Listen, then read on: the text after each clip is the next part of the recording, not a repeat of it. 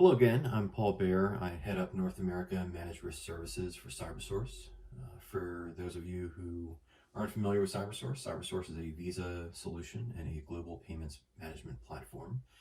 My role here is to help organizations manage the risk associated with payment acceptance, primarily with e-commerce business.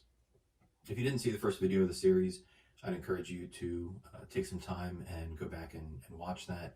It has some great context for what we're going to go over here today.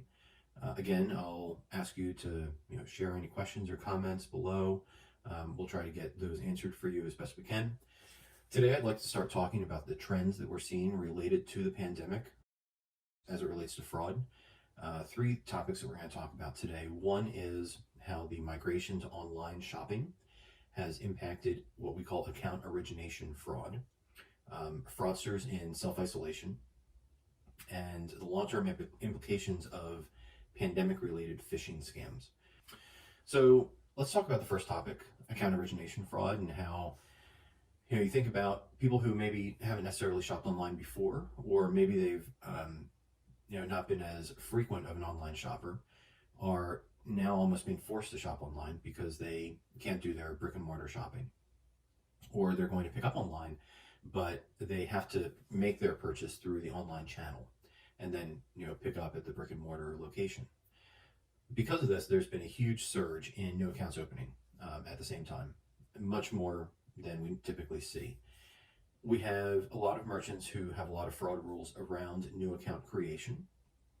This has opened the door for new account origination fraud, though, of course, as well.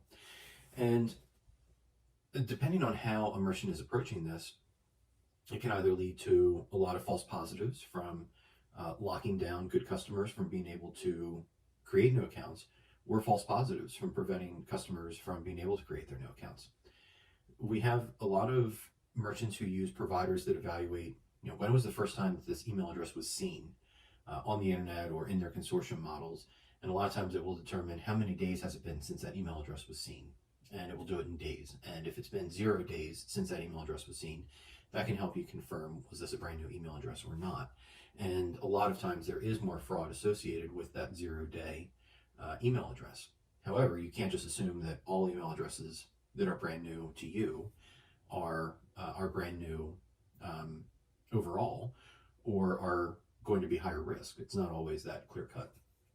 So one way to combat that is to consider using some sort of dual authentication method when accepting new accounts into your ecosystem.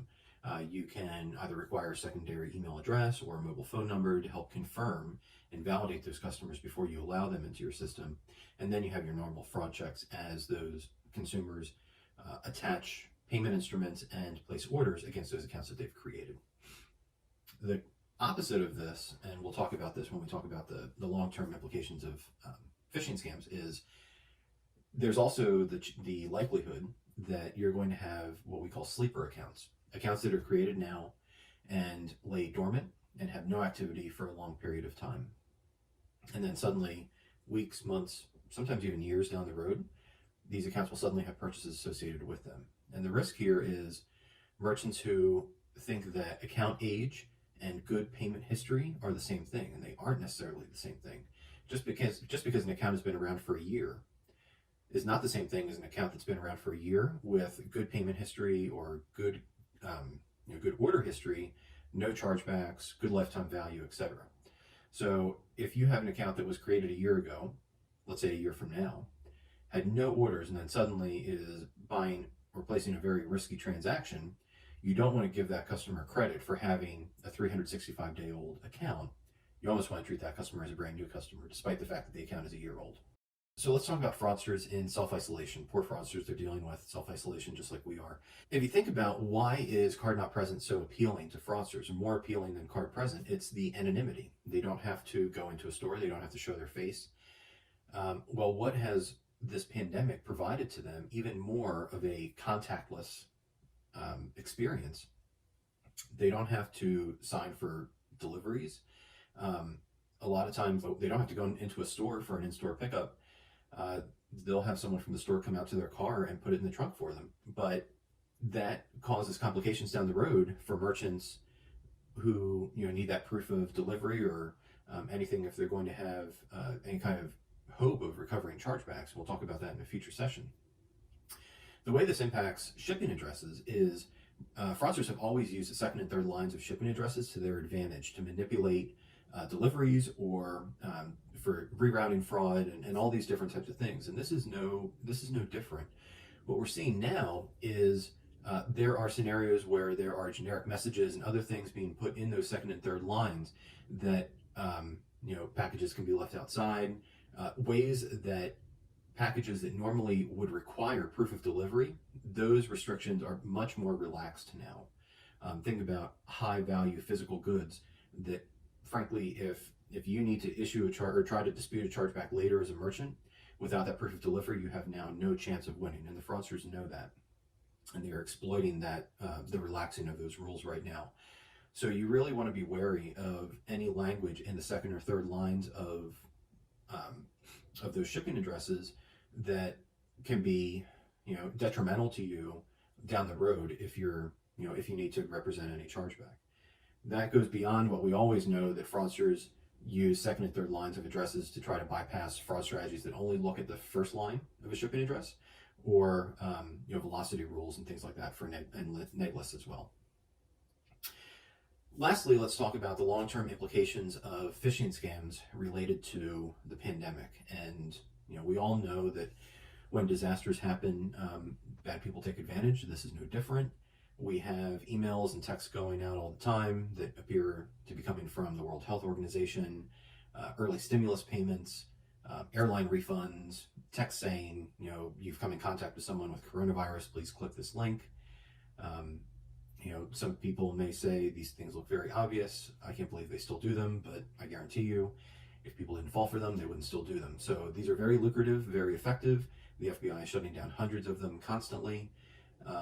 We know that these prompt users to download fake apps, provide information, and these are gathering a lot of credentials and a lot of information. And the biggest fear is these credentials, this information that's being harvested, it's not being exploited right now. It will be exploited later. And this goes back to what I mentioned with accounts that are being originated, accounts that will be taken over later. It's very possible that down the road we will see a huge wave of account takeover fraud that we're not seeing right now. And it's possible that accounts that are being created now that are going to remain dormant will be stuffed with these credentials that are being harvested right now. There are a lot of scenarios that could happen long down the road that have a long-term impact that we just aren't seeing yet. And that's why it's very important that we remain vigilant long past the current situation that we have right in front of us today. So to recap the things that we talked about today, number one, we really want to treat new accounts with care. And it's very important because we're striking a balance between wanting to make sure that we welcome the new customers, the brand new customers that are coming in through that online channel. We want to give them a good experience, creating a new account, balancing that with the fact that we know that fraudsters are trying to exploit that channel. Maybe we can leverage some secondary authentication methods to protect us there. Secondly, fraudsters are really taking advantage of the anonymity available to them in the card not present scenario. The anonymity is even greater now with the ability to have contactless delivery, contactless pickup, and not signing for packages. They have an even thicker curtain to hide behind, if you will, and fraudsters take advantage of that. And lastly, phishing is really good right now for phishing scams. Lots of credentials are being gathered. I don't think that all of them are being exploited right now by any means, so we need to beware later, and that's something that we really need to be concerned with down the road. So with that, again, I'm Paul Baer, Head of Managed Risk Services for CyberSource in North America. Join me next time as we continue our discussion on trends linked to the current pandemic. Don't forget to leave your questions and your comments below. We look forward to reading them and getting back to you. If you have any questions on the content shared today, please feel free to share them.